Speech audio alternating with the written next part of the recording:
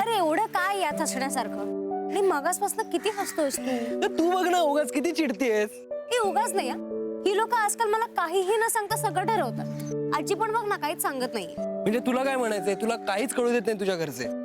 नाही अरे, अजिबात नाही. आणि मला सांग, तुझ्या घरचे जर तुझ्याशी असं वागले असते तर तुला कसं वाटलं असतं? मलाही राग येईल, बरोबर आहे. एनिवे, मी माझ्या घरचं सांगून तुला कशाला बोर करू? अगं आता तुझं घर आणि माझं घर.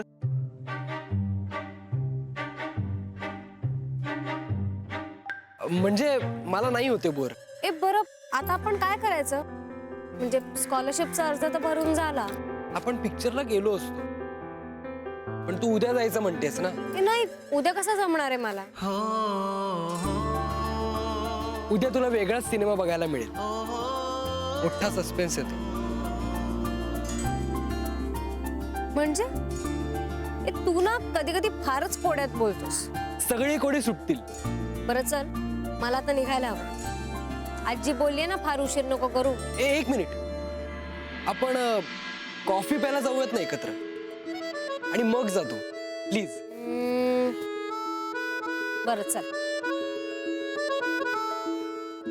फ्रँकली मला असं वाटतं की आपल्या कॅफेत आता कुणीच नसावं. फक्त आपण दोघांनी शांतपणे बसून गप्पा माराव्या. तो कॅफे इतका गजबजलेला असतो सतत. फक्त तुला वाटतं म्हणून तो अचानक असा शांत कसा असेल? हे बघ, ऐक, कधी कधी आपल्याला मनापासून जे वाटतं ना ते घडतं उर्मी. मला सांग, आपण चांगला विचार करायला काय हरकत आहे? बर चल.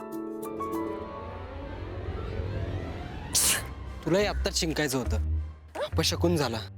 अरे बापरे, हे सगळं मानतोस तू? म्हणजे शकून अपशकून वगैरे मला अजिबात पटत नाही अरे हे सगळं. अरे काही लॉजिकच नाही याला. हो ना, म्हणजे मी पण मानत नाहीये सगळं. म्हणजे आता सायन्स कुठला कुठे गेलंय, आणि आपण हे काय घेऊन बसलोय शकून आणि अपशकुन. एक्झॅक्टली, मला अजिबात नाही आवडत. म्हणजे साधं काळं मांजर जरी गेलं ना समोरून तरी लोक त्यांची चांगली कामं वगैरे पुढे ढकलतात. How funny. हो ना, फनीच आहे हे सगळं. आणि तुला सांगतो, माझ्या घरचे ना अजिबात हे सगळं मानत नाही. आणि काही लोक मुहूर्त बघूनच चांगली कामं करतात. म्हणजे मला सांग, चांगलं काम करायला मुहूर्ताची काय गरज आहे? हे तुला पण नाही पटत ना हे सगळं? हो, मला ना तिटकारा या सगळ्याचा. वाटलंच मला. ए चल चल, आपण निघूया, आता कॅफे बंद व्हायचा. हो.